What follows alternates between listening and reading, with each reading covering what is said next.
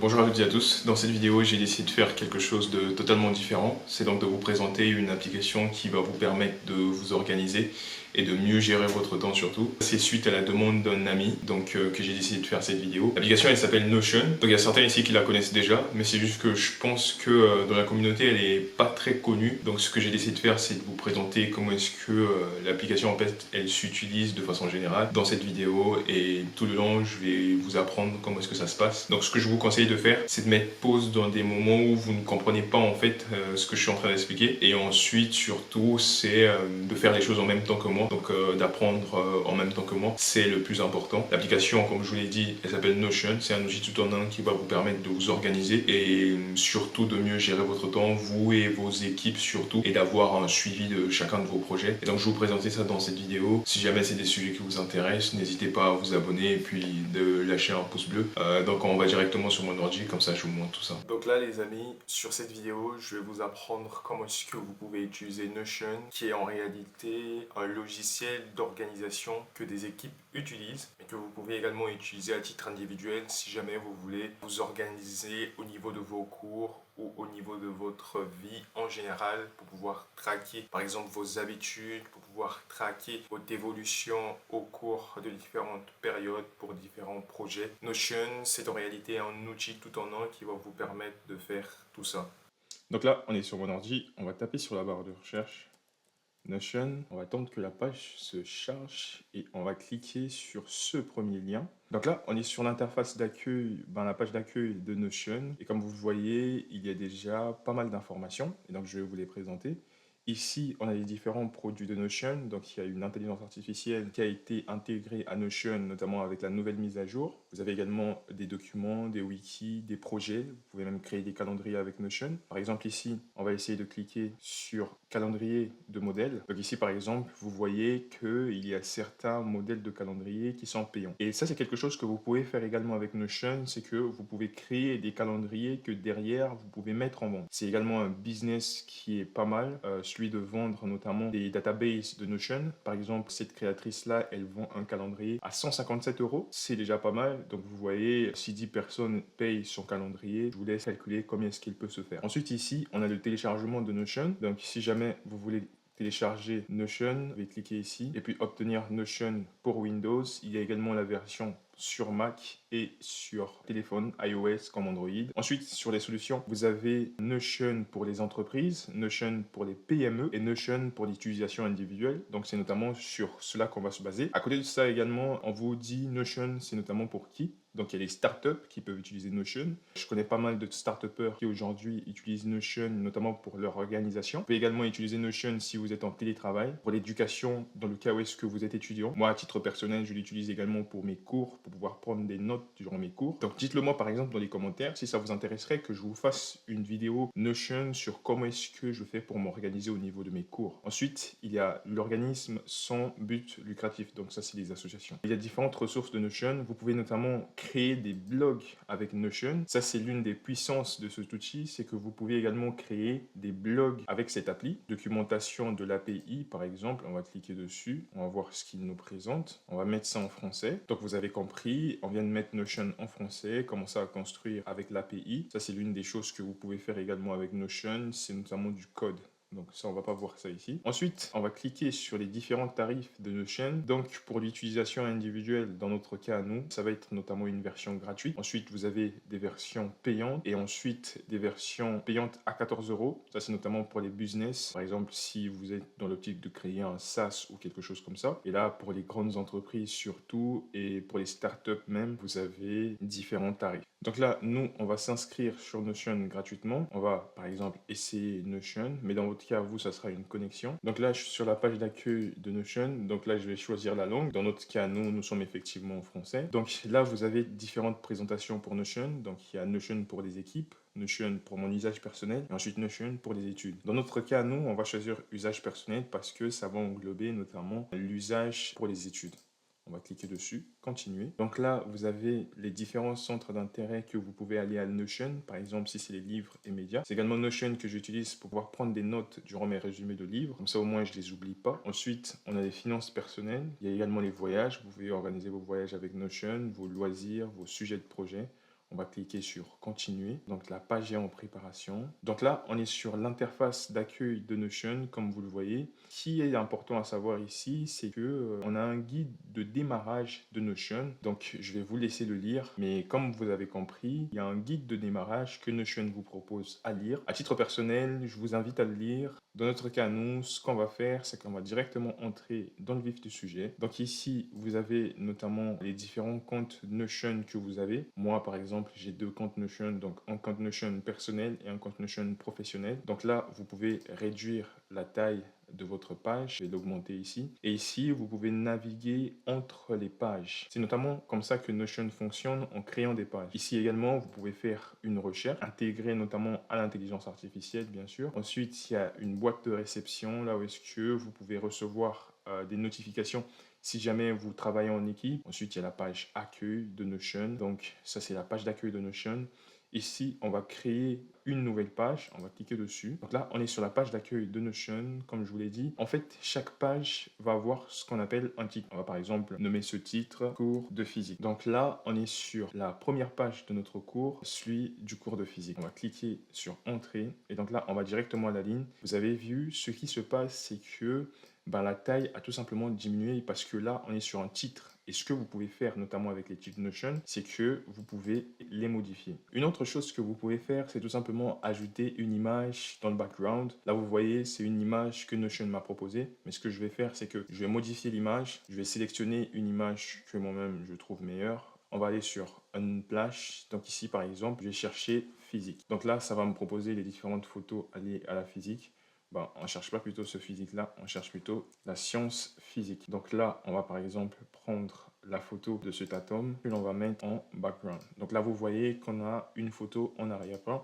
On peut très bien repositionner l'image comme nous le souhaitons. Ensuite, on peut venir ici sur l'icône pour pouvoir ajouter une icône. On va cliquer dessus. On va mettre par exemple une icône science. Vous voyez on a des icônes science, on va mettre celle-ci. Donc là, vous avez compris que vous pouvez personnaliser votre propre page. Ici, vous pouvez ajouter un commentaire si jamais vous avez quelque chose à dire là-dessus. Ensuite, je vais vous présenter l'intelligence artificielle alliée à Notion. Donc on va cliquer dessus. Vous voyez que Notion a une intelligence artificielle et du coup, écrire quelque chose sur cours physique. On va entrer et vous allez voir la puissance de l'intelligence artificielle dans Notion. Il va nous donner la définition de la physique. Comme vous le voyez, le cours de physique aborde les principaux fondamentaux de la matière et de l'énergie. Et ça, c'est quelque chose que vous pouvez faire avec Notion. Ensuite, une autre chose que vous avez remarqué, c'est tout simplement ces points ici qui s'affichent lorsque je ramène mon curseur. On va cliquer dessus, je vais vous montrer à quoi est-ce qu'il sert. Ici, vous pouvez donc ajouter des commentaires, des suggestions, si jamais vous avez par exemple des notes à faire dessus, et même demander à l'IA, ensuite supprimer. Imaginons que l'on a supprimé. On peut faire un CTRL-Z pour revenir en arrière. On va recliquer sur les 3 points. On peut également dupliquer le texte. Donc vous voyez que le texte, il s'est dupliqué. On va faire un CTRL-Z, revenir en arrière. Autre chose que vous pouvez faire, c'est que ici, vous pouvez transformer votre texte. Imaginons qu'on veut transformer ce texte en une page. On va taper page. Et donc là, vous voyez qu'il y a page qui s'est affichée. Et le texte que nous avons mis est tout simplement devenu une page. Donc, si jamais vous avez bien compris, c'est tout simplement une page dans une page. Parce qu'en réalité, c'est ça Notion. C'est tout simplement des pages dans notre page. Et donc là, on va retourner dans Accueil. Donc là, vous voyez qu'il y a cours de physique qui s'est créé. Et là, on va aller dans cours de physique. Ensuite, cliquer sur le cours qu'on vient de créer comme page. Et donc là, vous voyez qu'on a une page dans une autre page. On va faire des CTRL-Z. Et donc là, on va revenir dessus. On peut recliquer dessus. On va retransformer le texte. On va mettre ça en texte. On va transformer la page en texte. Donc là, on est revenu en texte. J'espère que vous avez compris. Donc, le principe ici, c'est que on peut notamment transformer le texte comme on veut. Par exemple, on peut mettre une bullet point. On peut mettre, dans le cas que vous voulez faire une to-do, on va mettre to do. Donc là, c'est plutôt une tâche. Imaginons que je souhaiterais lister plusieurs tâches. Imaginons faire la lessive, faire mes devoirs de physique, devoirs de maths, et ainsi de suite, ainsi de suite. Donc, vous pouvez créer plusieurs tâches avec Notion. C'est l'une de ses particularités, c'est que vous pouvez faire des to-do. Ensuite, sur le texte, ici, vous pouvez également changer la couleur. Vous pouvez mettre le texte en orange. Imaginons que je vais mettre le texte en orange. Là, vous changez la couleur du texte. Vous pouvez également faire cela en double-cliquant sur le texte. Ici, on peut demander à l'IA de faire un commentaire dessus. Donc là, vous voyez que le texte, il est rajouter en liste de pages. Là également, je pourrais changer ça et mettre ça en page. Vous voyez que là, c'est devenu une page. J'espère que vous avez compris le principe. On va faire un CTRL Z. Et ensuite, ici, vous pouvez modifier le texte un peu comme dans tous les éditeurs graphiques, le mettre en gras, le mettre en italique, surligné, barré. Vous pouvez même ajouter des formules mathématiques. Vous pouvez même ajouter également un lien sur Google. Et là, on va cliquer sur le lien. Et ici, on va venir rajouter le lien sur cette partie. Donc là, vous avez compris tout à l'heure, c'est tout simplement pour pouvoir changer la couleur du texte. On peut le mettre également en rouge, par exemple. Et ensuite, ici, c'est un peu comme les 3 points tout à l'heure, c'est qu'on peut faire d'autres modifications. Autre chose que vous pouvez faire avec Notion, c'est tout simplement déplacer le texte. Il faut savoir que chaque texte, en fait, est un bloc. Et ici, je peux prendre ce bloc-là et le déplacer un peu partout. Donc, vous comprenez. Et je peux même prendre ce bloc pour pouvoir le déplacer dans une autre page. Et là, le texte qui était ici, dans le guide de page, et lorsque l'on vient ici, on voit très bien que le texte s'est mis juste en bas. On va supprimer tout ça, le guide Notion, on va effacer. Et donc ici, comprenez qu'on peut créer différentes pages avec Notion. C'est notamment l'une de ses grandes puissances. Autre chose que vous pouvez faire avec Notion, c'est ici, sur les différents modèles qui existent. En fait, c'est une communauté de plusieurs autres utilisateurs de Notion qui regroupent notamment des personnes qui sont également passionnées par la création de databases sur Notion. Et ces personnes, en fait, elles vous vendent des modèles sur Notion. On va par exemple cliquer sur cette femme qui vend des modèles. Par exemple, elle, c'est des modèles qui sont totalement gratuits. On va par exemple cliquer là-dessus. On va voir que c'est un modèle de to-do. En gros, ce qu'elle nous propose, c'est tout simplement un modèle avec des to-do list. On va revenir en arrière. On peut ajouter le modèle à notre espace de travail. Je vais dire ajouter aux pages privées, oui. Donc là, le modèle est en train de se dupliquer. Donc là, on vient d'intégrer le modèle du tracking des habitudes sur notre page personnelle. Ce qu'il faudra faire, c'est bien faire attention à supprimer les informations qui concernent la personne. Donc là, on va cliquer sur supprimer. On va sélectionner tout ça et on va supprimer. On va juste garder son modèle. Donc là, par exemple, sur le tracking d'habitude, vous voyez que là, vous pouvez notamment cocher les différentes cases d'habitude que vous avez eu à faire. La première habitude, deuxième. Donc là, il y a la jauge qui s'est tout simplement remplie. Donc ça, c'est l'une des puissances de Notion. C'est tout simplement une communauté de personnes qui, elles, également sont passionnées par la création de databases. On peut également devenir créateur Notion.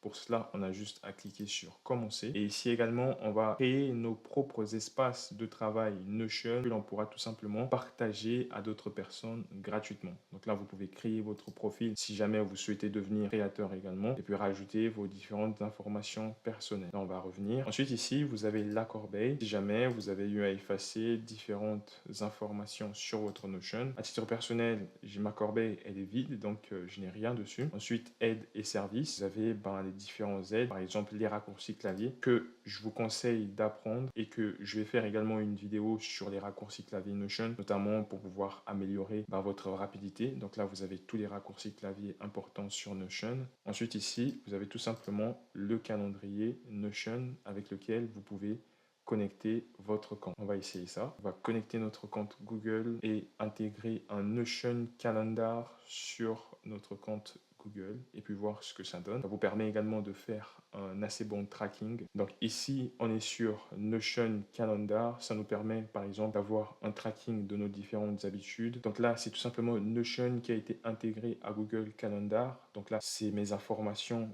sur ma page Notion personnelle qui ont été directement intégrées là-dessus. Je vais cliquer ici et je vais cliquer sur sortir. On va retourner sur le cours de physique, le guide de démarrage. Comme ça, je vais vous expliquer la suite. Une autre chose que vous pouvez faire avec Notion, par exemple, lorsque vous allez à la ligne, ce que vous pouvez faire, c'est mettre un tiret. Lorsque vous faites un tiret et que vous mettez espace, ce qui se passe, c'est que vous créez en fait une bullet point et puis écrire ce que vous voulez. Liste de tâches, par exemple. Donc, c'est ce que vous pouvez faire également avec Notion. Une autre chose, c'est tout simplement pouvoir télécharger des images. Imaginons que j'ai une photo quelque part sur mon ordinateur. Je vais aller chercher une image quelconque. Je vais retourner sur Notion. Et en fait, je vais placer l'image jusqu'ici. C'est quelque chose également que vous pouvez effectivement faire avec Notion, c'est venir déposer des images directement pour pouvoir illustrer certains de vos propos et même trouver une image sur Internet. On va par exemple choisir une chaise. On va chercher une chaise quelque part sur Internet. On va cliquer sur image. Donc là, on va copier l'image de la chaise et puis ensuite, on va venir la coller juste ici. Donc c'est quelque chose également de très puissant que vous pouvez faire avec Notion. Par exemple, si vous faites des recherches en ligne, vous pouvez tout simplement venir copier-coller les différentes illustrations dont vous avez besoin, si par exemple c'est des articles de presse. Ensuite, lorsque vous partez en haut tout à droite, vous pouvez ajouter une page en favori. Et ce que vous faites en fait, c'est que vous créez une liste de pages favorites pour votre dashboard Notion. Donc ici, on peut enlever la page en favori. Et ici, sur les 3 points, vous pouvez tout simplement modifier la qualité graphique de votre texte. Par exemple, on peut faire ceci. On peut mettre ça en série, on peut changer également. On peut ensuite tout simplement personnaliser la page ici. On peut mettre ça en discussion en haut ou désactiver. Une autre particularité, ce que vous pouvez faire, c'est tout simplement verrouiller la page. Là, je peux verrouiller la page de telle sorte à ce que je sois la seule personne qui ait accès à cette page. Je peux la déverrouiller. Je peux mettre un large. Là, vous voyez que la page, elle est totalement en plein écran. Et là, je peux tester de petite taille. Donc là, je peux également changer la taille du texte. Là, je peux mettre en petite taille et remettre en grande. Convertir en wiki. Donc là, on peut voir comment est-ce que l'on peut faire pour pouvoir convertir en wiki. Et ensuite, essayer de la convertir. Donc là, vous voyez qu'on peut faire pas mal de choses avec Notion grâce aux 3 points ici en haut à droite. On peut également afficher les données de la page, fusionner avec un CSV. Donc ça, c'est une autre chose que vous pouvez faire avec Notion, combiner avec d'autres outils dont je vais vous épargner les détails parce que je pense que ça va faire plusieurs informations. Donc ici, également, vous avez l'historique. On va cliquer sur l'historique de la page. Donc ici, vous voyez qu'on a la dashboard de départ de la page. Ensuite, on a la dashboard d'après. Et vous pouvez également restaurer la page. Mais ici, on ne va pas le faire. Autre chose, lorsque vous êtes sur cette partie, vous avez notamment les notifications. Vous pouvez répondre aux mentions ou alors des commentaires si jamais vous travaillez à plusieurs sur un projet. C'est quelque chose de puissant également avec Notion, c'est que lorsque vous êtes à plusieurs sur un seul et même projet, vous pouvez vous laisser des petits mots. Donc ça, c'est quelque chose de très important. Vous pouvez également copier le lien pour pouvoir le mettre ailleurs. Donc comme je vous ai dit tout à l'heure, on peut très bien sélectionner des pages Notion pour pouvoir les intégrer les unes dans les autres. Par exemple, liste de lecture, je peux très bien le mettre dans le journal. Donc si je vais dans le journal, je vais voir effectivement qui est la liste des lectures. Et là, il y a la liste de mes différentes lectures. Donc là, il y a le suivi des différents livres que j'ai pu lire jusque-là. Donc là, on va revenir en arrière. On va aller sur notre guide de tout à l'heure. Ce qu'on pouvait faire également avec Notion grâce à la touche slash. Ici, c'est un raccourci clavier en fait très utilisé sur lequel est-ce que vous pouvez notamment mettre en place toutes les différentes propriétés qu'il existe, notamment avec le texte. Donc, c'est quelque chose de très puissant que vous pouvez utiliser avec Notion très rapidement au lieu de chercher chacune des propriétés pour pouvoir créer un texte particulier. Par exemple, là, on a le titre 1, le titre 2, et également pouvoir créer une autre page si nous le voulons. Et donc là, par exemple, je vais vous apprendre comment est-ce que vous pouvez créer une base de données. Ce que vous pouvez faire, slash, et écrire base de données directement. Vous pouvez intégrer une base de données avec une nouvelle page, ou alors intégrer